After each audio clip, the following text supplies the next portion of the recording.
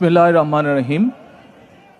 আমি মরহুমা বেগম খালেদা জিয়ার বড় সন্তান তারেক রহমান।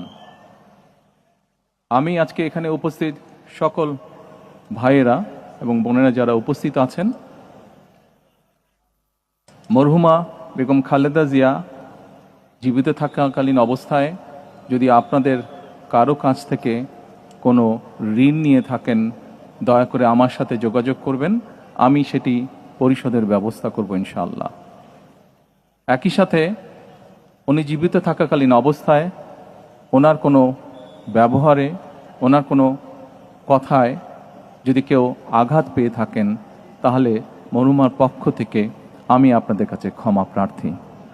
দোয়া করবেন আল্লাহ তাআলা যাতে ওনাকে বেহেশত দান করেন। আসসালামু আলাইকুম।